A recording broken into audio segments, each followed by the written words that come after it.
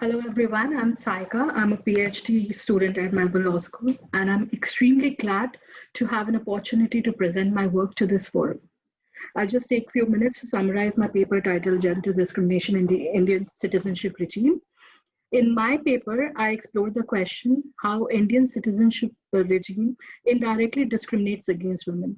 To answer this question, my paper specifically draws attention to the situation in Assam.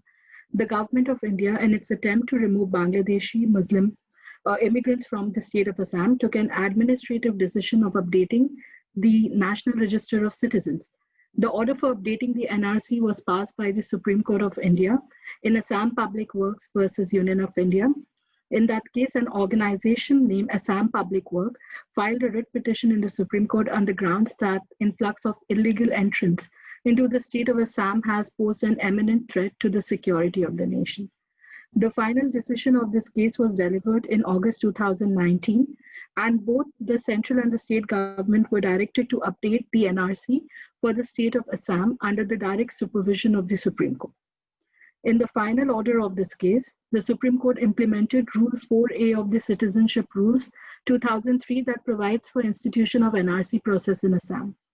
Moreover, it requires the NRC to be updated as per the citizenship status record in the NRC of 1951 and electoral rolls up to the midnight of 24th night 1971.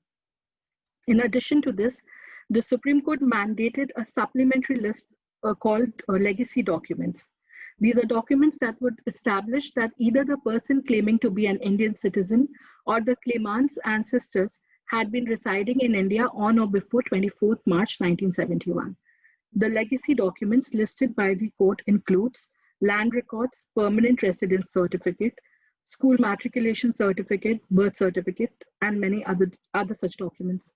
Further, supporting documents such as ration card issued by the certified and certified copies of it by the competent authority could be presented to corroborate the listed legacy document.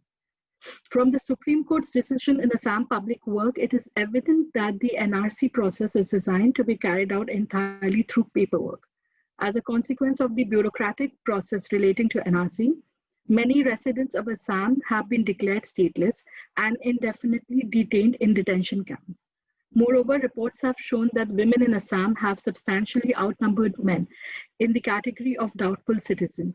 Women have disproportionately failed to prove their nationality before the Foreigners Tribunal because they find it relatively difficult to access documents that would make their claims to citizenship successful.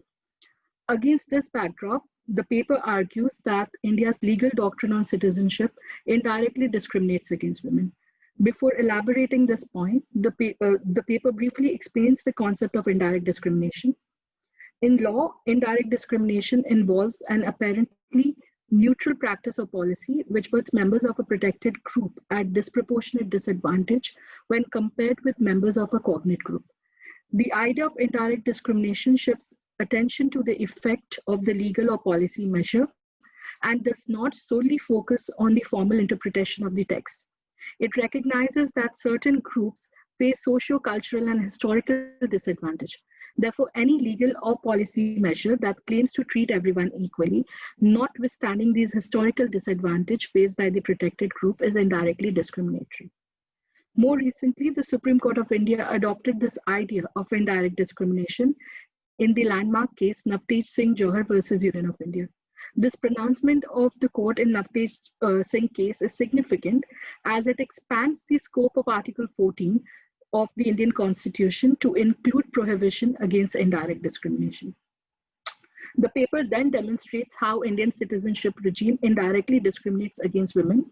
There are two interconnected arguments that the paper makes in this regard. First, historical and social barrier that women face in accessing the documents, and second, the bureaucratic procedure followed by the Foreigners Tribunal in determining citizenship status. I will briefly go through each of these arguments here.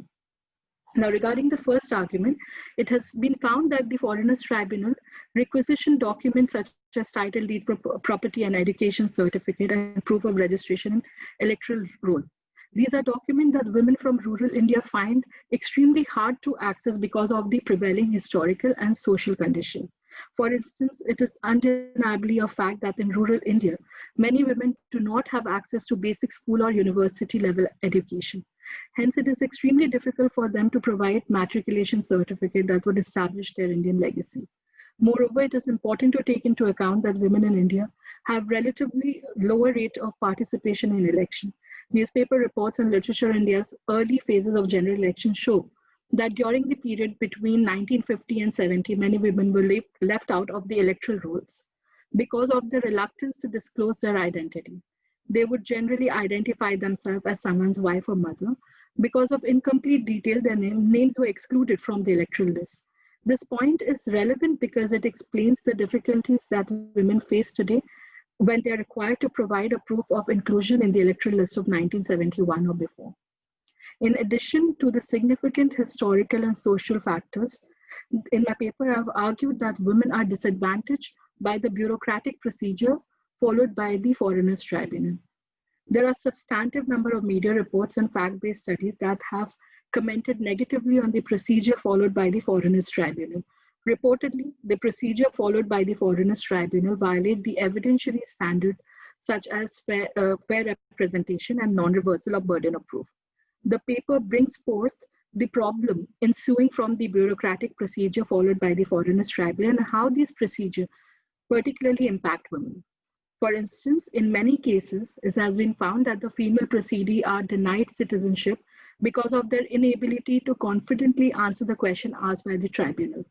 While conducting the proceeding, the tribunal completely ignores the social disadvantages faced by the female proceedee.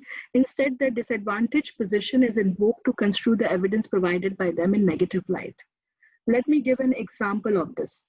In a reported case, a female applicant was declared as an illegal immigrant despite the fact that she provided 11 different documents to prove her Indian identity. She had presented an extract from 1966 voters list to establish her Indian legacy through her grandparents, but her plea was rejected only because she was unable to confidently tell the tribunal about her grandfather's election constituency. Moreover, other documents provided by her, such as identity card, ration card, and voter's card, were rejected because the tribunal refused to accept the certified copies as authentic. Now, in my paper, I've included many such examples to substantiate my argument. And finally, through these two interconnected arguments and relevant examples, my paper concludes that Indian citizenship regime indirectly discriminates against women. Thank you.